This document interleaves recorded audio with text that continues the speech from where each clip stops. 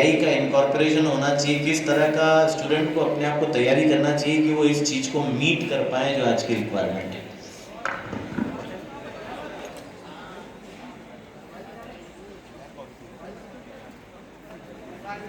Hello. Thank you for inviting and giving me an opportunity to talk on this subject. Uh, First thing which I would like to tell everybody, to academia also, to the students also, to the industry also, just because of our ignorance, we cannot avoid what is coming and what is inevitable. What is happening, I'll just give you a certain fact that the students who are taking admission this year in a first semester, they will be end up in working for a technology which is not invented yet. So the biggest problem to the colleges is this, that how they decide their curriculum. You can take an example for a student who is passing out this year. Next year they are going to work in an industry, in a technology which was not at all there in the last 3 years. So the biggest thing is that the whole knowledge base, knowledge structure, curriculum, we have to change. Competition, reading all the books, giving an exam, कौन ऊपर आ रहा है कौन नीचे आ रहा है तो दूर ही रह गया क्योंकि आप जब whenever you are going in an industry and you are going to work, you are going to get something new which you have never heard. So I'll request all that prepare as students very with the inner strength and very strong emotional quotient because they have to face something which they have not seen. It is all uncertain. No curriculum is going to work. Earlier the change is slightly slow, but today rate of change is very high. By the time you decide and complete your graduation, this 3-4 years of graduation is not going to work. By the time you take a selection of the subject, you complete your graduation, all these things are going to change. So you have to be very quick in deciding and you prepare the students who are very fast learners. So it is very important to develop that inner strength so that the students when they come into the industry बाद में फिर वो ये बोलते वो पढ़ा काम नहीं आया नहीं आएगा you have to be changing yourself along with the industry, along with the technology, and as he said very correctly, how many of you people are really trained in AI? Next year you will find in industry nobody will be able to work if you don't have an in-depth knowledge of AI. बहुत अपना important समय है क्योंकि बहुत दिनों से बाहर थे, फ्लाइट से आने के बाद भी हमारे लिए कीमती समय शेयर करके आए। Ma'am thank you. मैडम मेरा कहना है कि सर ने जो बात रखी है अभी और ये बात निकल के आई कि बहुत चेंज हो रहा है 3 साल में बच्चा जब निकलेगा क्या क्रांति होगी पता नहीं क्या टेक्नोलॉजी होगी। तो ऐसा क्या एजुकेशन मॉडल हो जो इंडस्ट्री और एकेडमिक में लिंक हो, ऐसी क्या कॉम्पिटेंसी हो जो स्टूडेंट में बिल्ड हो जिससे कि उन्हें ये इंडस्ट्री के जो ये चेंजेस आ रहे हैं इसको अडॉप्ट करना आसान हो पाए और अपने आप को बिल्ड कर पाए।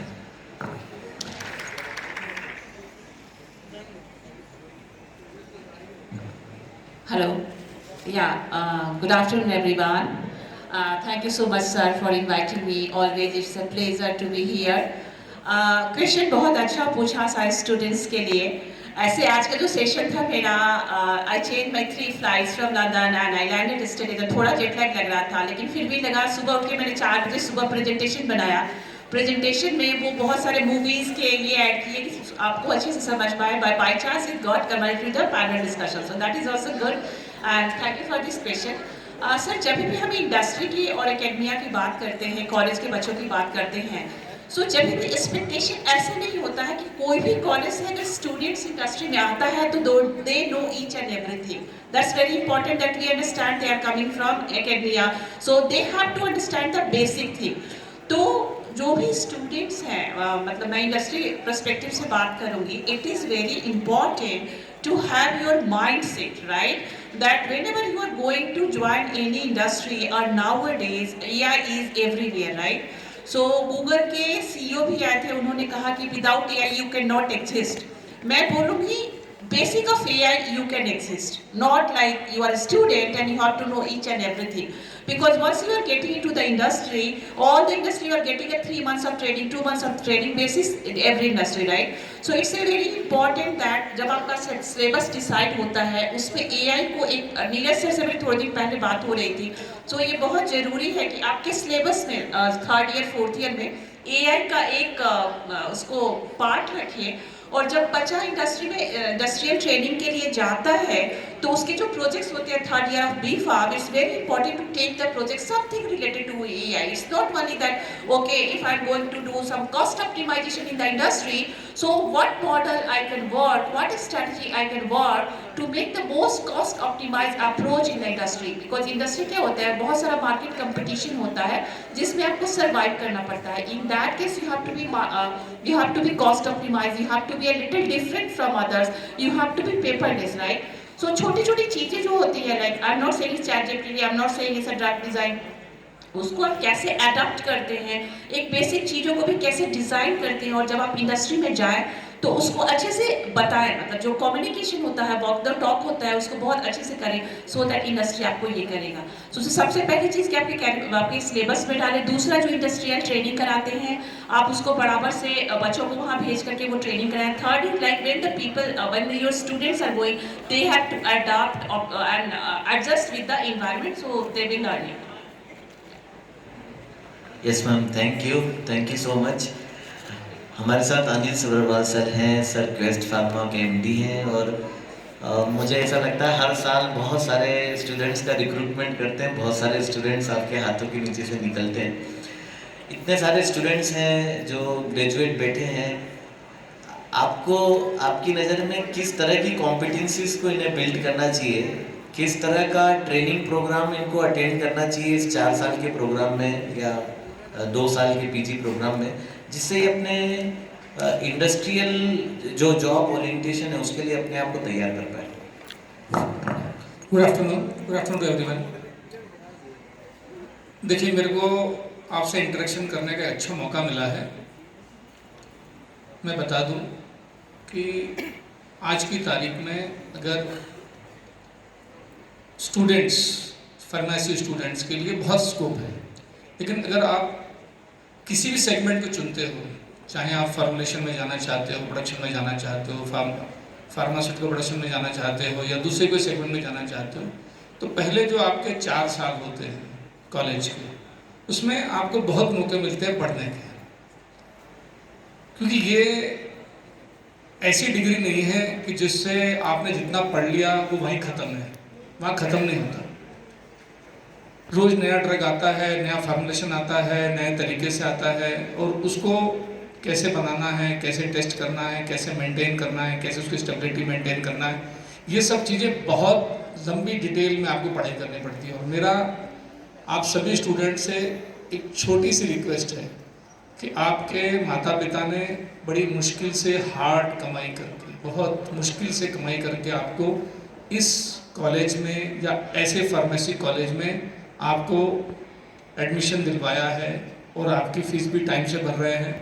तो आप लोग कम से कम जब यह कॉलेज में आए, तो जो भी आपके कॉलेज का टाइम है, 4 घंटे, 5 घंटे, 6 घंटे, आप उसको बहुत सीरियसली लेके पढ़ाई करें, क्योंकि वो आपका कैरियर बिल्ड करेगा. जब बच्चा बाहर आता है कॉलेज से, हो सकता है कुछ कॉलेज बताते होंगे, कुछ नहीं बताते होंगे. कुछ बताते हैं कि आपको इतना बड़ा पैकेज मिलेगा, इतना बड़ा पैकेज मिलेगा.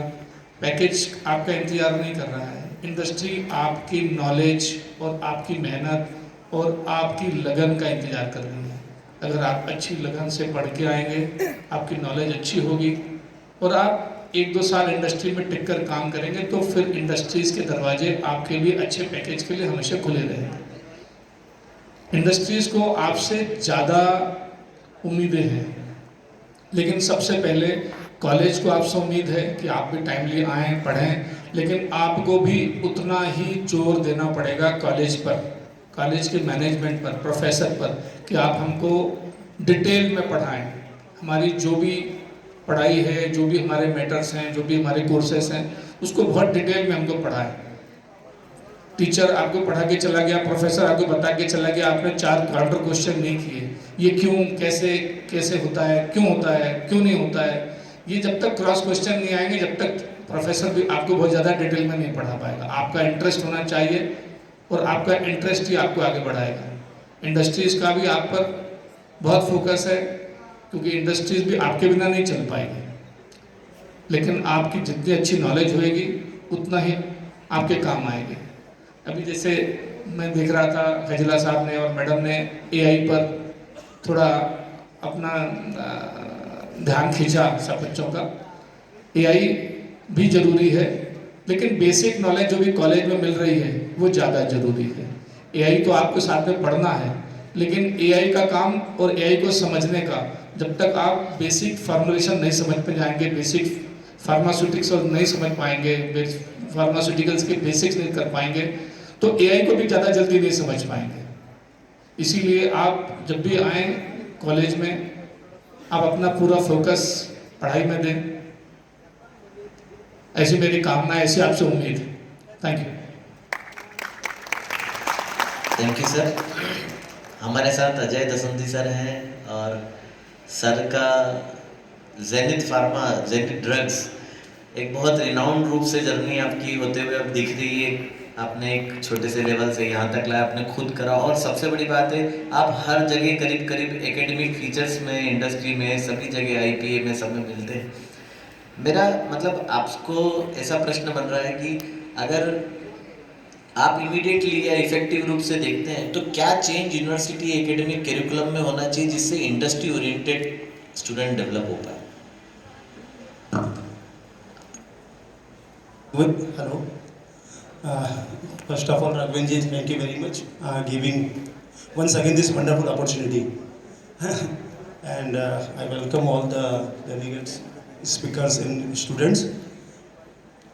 Sir, मैं जैसे being a pharmacist and after being a pharmacist, being a industrialist, I would like to put some points. मेरा कुछ अपना एक ऑब्जर्वेशन है जो मैं कई बार कई जगह रखता हूँ। इंडस्ट्री और एकेडमिक में जो गैप है, वो गैप बहुत बड़ा गैप महसूस होता है हम लोगों को। इसमें कहीं ना कहीं इंडस्ट्री का भी एक अपना एक रोल है जो उसको प्ले करना पड़ेगा, और एकेडमिक को भी करना पड़ेगा। अभी पिछले 2-3 साल से मैं देख रहा हूँ कि कई इंडस्ट्रीज और एकेडमिक्स मिलकर कई काम कर रही है, जिसके रिजल्ट भी बहुत अच्छे आ रहे हैं। क्यूरिकुलम्स का बात किया जाए तो जैसे मैं एक बात बोलना चाहूँगा कि जैसे आपको एक बहुत ही थोड़ा हम एशियन टाइम से बात करें तो आपको एक अच्छा गुरु जब भी मिलेगा जब आप एक बहुत अच्छे शिष्य बन पाएंगे। तो शिष्य बनना बहुत ज़रूरी है। द्रोणाचार्य जी के पास में 5 तरह के 6 तरह कई लोगों ने उनसे अपना एजुकेशंस लिया, एक बेसिक एजुकेशंस लिया। पर उस समय महाभारत के, रामायण के टाइम से आप देखिए कि जब उन्होंने देखा कि भीम का अपना एक शौक था कि वो गधा चलानी है, अर्जुन का इंटरेस्ट था कि मुझे अपना एरो में परफेक्ट बनना है। इस टाइप से हमारे क्यूरिकुलम्स में एक विजिबिलिटी ये जरूर होना चाहिए कि बच्चों का इंटरेस्ट हमको पहले साल से मालूम हो गया।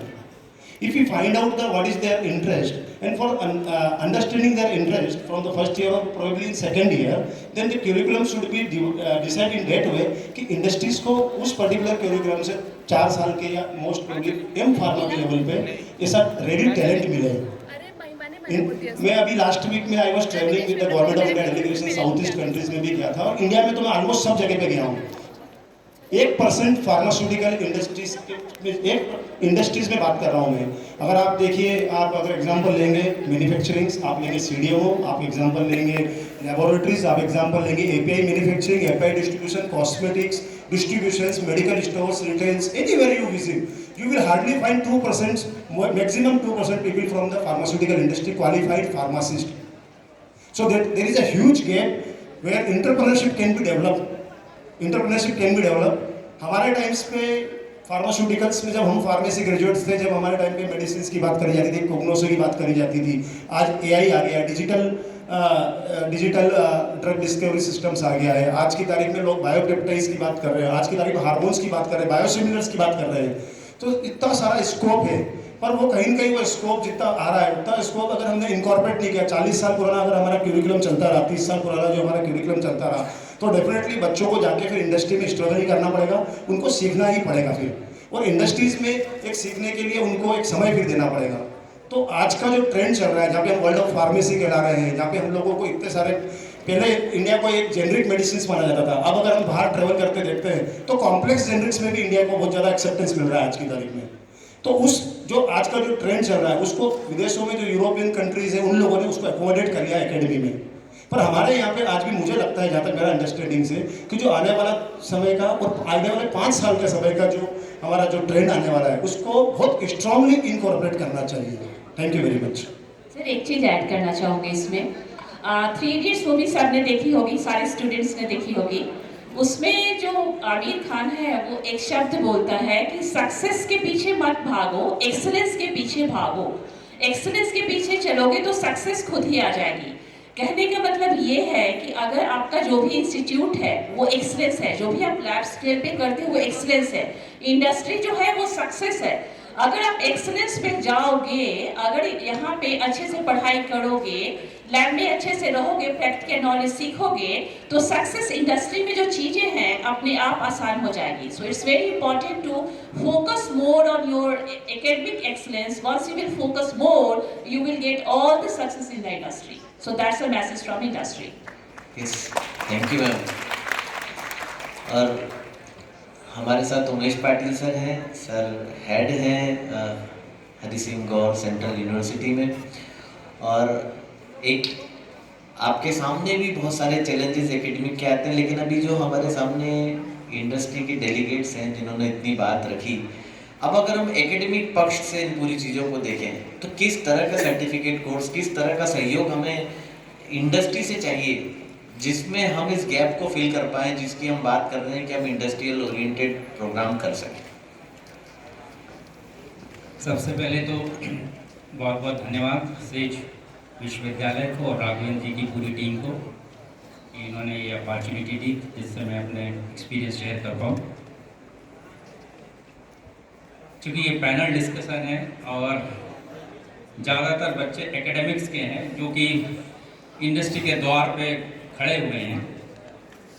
अब चूँकि जब आप अपना ग्रेजुएशन करते हैं तो आपके दिमाग में रहता है कि मैं पढ़ रहा हूँ या पढ़ाई कर रहा हूँ, वो सब कुछ आप अपने द्वार में अंदर आने देती तो देखते कि कैंडिडेट ट्रेनेबल है या नहीं, किस लेवल का उसमें ट्रेनेबल कैपेबिलिटीज है। जो इंडस्ट्री का मैंडेट है वो तो आपको 8 दिन में या 10 दिन में सिखा ही लेगी, पर यदि आप में ट्रेनेबिलिटी नहीं है तो डेफिनेटली आप हमेशा टाइट कॉर्नर सिचुएशन में होंगे। तो सिलेबस और जो करिकुलम फ्रेमवर्क है इसमें भी हमें बहुत अच्छे से डिफरेंशिएट करते आना चाहिए।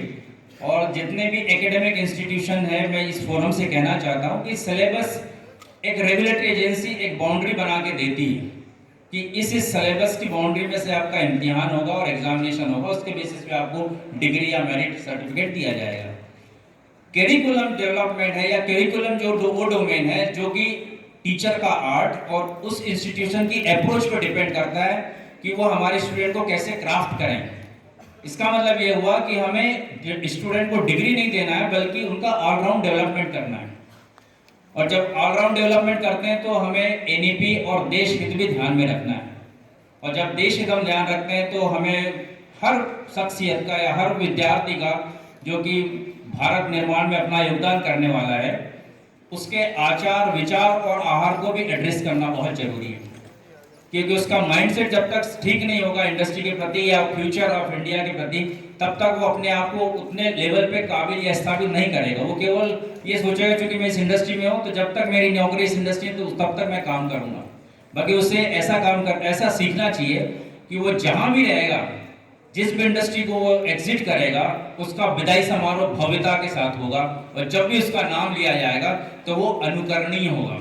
ऐसे बहुत सारे हमारे एलुमनाई, या एक का नाम मैं लेना चाहूँगा, हमारे यहाँ डॉक्टर अजय जय सिंह खोपड़े जो कि वाइस प्रेसिडेंट हैं सन फार्मा के। किस तरीके से R&D को लीड करते हैं वो आप लोगों को पता होगा या आप गूगल कर सकते हैं। तो ऐसे बहुत सारे एग्जाम्पल्स हैं। दूसरी बात, कोलैबोरेशन नहीं होना चाहिए एजुकेशन का, इंटीग्रेशन होना चाहिए इंडस्ट्री के साथ। और वो इंटीग्रेशन जैसा मोन्टू पटेल जी ने सुबह सुबह कहा कि आगे चल के ग्रुप लर्निंग के बजाय पर्सनलाइज लर्निंग का दौर आने वाला है।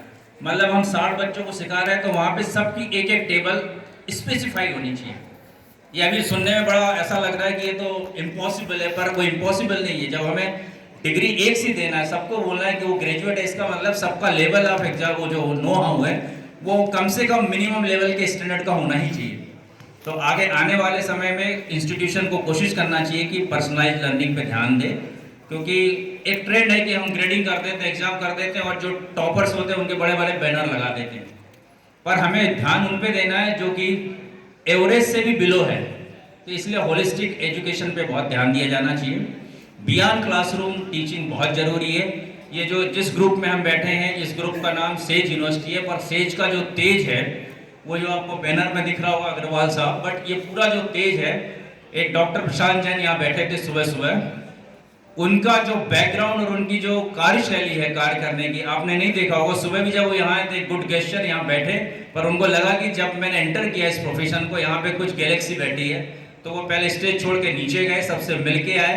ये सिलेबस की चीज़ नहीं है, ना इनके प्रोग्राम में लिखा होगा, but this is the way how to deal with the society and the need of hour. और भी एक, चूंकि हमारा आस्था का जो एक बड़ा चैलेंज रहता है कि बच्चों में कितनी आस्था है देश के प्रति, परिवार के प्रति, संस्था के प्रति, या अपने जो मेंटर्स हैं उनके प्रति। दुनिया में दो चीज ऐसी है जो पेरेंट्स और आपका इंस्टीट्यूशन, वो आपसे कभी बिछड़ेगा नहीं, आपकी पूरी लाइफ भर आखिरी सांस तक चलेगा। मतलब आप नाम चेंज नहीं कर सकते, आपने यहाँ से डिग्री ली, मतलब आप जहाँ जहाँ जाएंगे आपको पता नहीं है कि यहीं से लिया, या अपने माँ बाप का नाम भी नहीं चेंज कर पाएंगे। तो उसके प्रति आस्था रखिए, उसके नाम रोशन में जितना भी आपसे बन पड़ता है वो करना चाहिए। और इसको करने का सबसे बढ़िया तरीका है कि माइक्रो लर्निंग, जहाँ भी आप बैठे हैं, सुबह से उठते हैं शाम तक कुछ ना कुछ माइक्रो लेवल पे आप सीखिए। इंस्टीट्यूशन को कोशिश करनी चाहिए कि जिस ऊर्जा, जिस स्माइल के साथ बच्चा जब एडमिशन लेने आता है, एग्जिट पॉइंट तक के उस स्माइल को मेंटेन करें, और उस स्माइल को मेंटेन करने तक के जो भी करने के लिए जो कुछ करना पड़े वो करना चाहिए। हमारा बच्चा डिप्रेशन में ना जाए। डिग्री लेके तो हो सकता है आपको लगेगा खुश होके जा रहा है, बट आगे चल के जब इंडस्ट्री में रहेगा तो पता चला कि लंच टाइम में अलग हो गया, जहाँ जहाँ इंडस्ट्रियल डिस्कशन हो रहा है अपने आप को दूर करेगा, क्योंकि आप सॉफ्ट स्किल नहीं देंगे, प्रोफेशनल स्किल नहीं देंगे, तो क्योंकि बच्चा भी कभी डिमांड नहीं करेगा, क्योंकि ये तो ऑलराउंड डेवलपमेंट के लिए बहुत ज़रूरी है। तो बियॉन्ड क्लासरूम के लिए इन विधाओं पे भी बहुत ध्यान देना चाहिए। एक और एग्जाम्पल की आस्था का ही है, वो भी देश के प्रति आस्था। आज ही जब हम राष्ट्रगान कर रहे थे तो पूरे हॉल में एक शख्स, वो भी प्रशांत जैन थे, जैसे ही राष्ट्रगान अनाउंसमेंट हुआ तो उन्होंने अपने शूज़ निकाल लिए। और जब आप राष्ट्रगान में इन्वॉल्व है तो आप राष्ट्रगान को एंजॉय कीजिए। राष्ट्रगान है तो आप में वो वाला जज्बा होना चाहिए। जब आप इंडस्ट्री में काम कर रहे हैं तो आप 8 घंटे काम करिए, बट वो 8 घंटे जज्बे के साथ करिए, तो आपकी उत्तरोत्तर प्रगति होगी। उत्तरोत्तर प्रगति होगी तो निश्चित तौर पे हम देश निर्माण में अपना योगदान कर पाएंगे। यही मेरे विचार है। Thank you. बहुत बहुत महत्वपूर्ण बात सर आपने रखी है, जिसमें 2 महत्वपूर्ण बात निकल के आई है कि इंटीग्रेशन होना बहुत ज़रूरी है। और वो प्रश्न मैं आगे लूँगा, अभी बहुत लोग हैं, क्योंकि बात बहुत इंपॉर्टेंट निकली कि कोलेब्रेशन पे करके तो हम सिर्फ MOU कर लेते हैं, एक बार भेज देते हैं, एक बार किसी का विजिट करा देते हैं, ट्रेनिंग, पर इंटीग्रेट होगा तो it become a regular part, it become a daily part. तो इसके ऊपर आऊँगा सर, और साथ में आपकी जो बात है होलिस्टिक डेवलपमेंट की, इसके ऊपर भी हमें लगता है बहुत चर्चा की आवश्यकता है, क्योंकि एक ही स्ट्रीम में काम करें, एक ही टेक्निकल चीज़ सीखे, पर किसके साथ काम कर रहा है उसके साथ जीना भी सीखे, और अपने देश को, अपने सभी चीज़ों को प्रगति पे बढ़ाए, इसका भी सीखे। ये भी एक इंटीग्रेशन में आना और बहुत ज़रूरी पार्ट दिख रही। तो sir thank you very much. और आज हमारे साथ अद्वैत सर हैं, अद्वैत चांदोरकर सर जो हैं, खास तौर पे हमने उन्हें इसीलिए बुलाया कि बहुत सारे बच्चों को मार्केटिंग में बहुत इंटरेस्ट रहता है। सर GM है LKM में, और मार्केटिंग के काफ़ी अनुभव के साथ बने हैं। और अब ये देखते हैं कि स्टूडेंट शुरू में तो मार्केटिंग के लुक्रेटिव फील्ड को देख के ज्वाइन कर लेता है, 3-4 महीने बाद सोचता है निकल ले यहाँ से, अब नहीं होगा हमसे। तो आपकी दृष्टि से आपको क्या लगता है, एकेडमिक में क्या स्किल्स को इनकॉर्पोरेट करना चाहिए, या क्या ट्रेनिंग प्रोग्राम आना चाहिए जिससे कम से कम मार्केटिंग के लिए बच्चा जाने के पहले तैयार हो? क्योंकि देखिए इंडस्ट्री में आज भी ऐसा हो रहा है सर कि एक बार QC में जाना है, QA में जाना है, तो ट्रेनिंग के लिए हम भेज पा रहे हैं, लेकिन मार्केटिंग के लिए कोई भी इंडस्ट्री इतना ओपन एंड के साथ नहीं है कि किसी को 1 महीना तैयार करके कि चलिए आइए मार्केटिंग करवाते हैं, सिखाते हैं।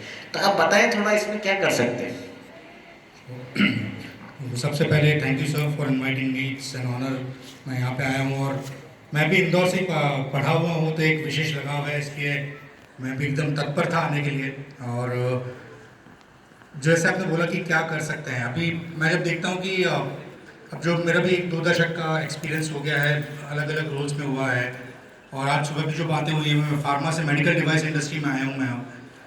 बट एक इम्पॉर्टेंट चीज़ है सर, जो बेसिक लेवल पे जब मैं भी वहाँ पे था, जब मैं स्टूडेंट था, I never had an vision in terms of कि ना क्या कर सकते हैं बी फार्म के बाद, क्योंकि जो सब चलता है इट्स अबाउट एम फार्म।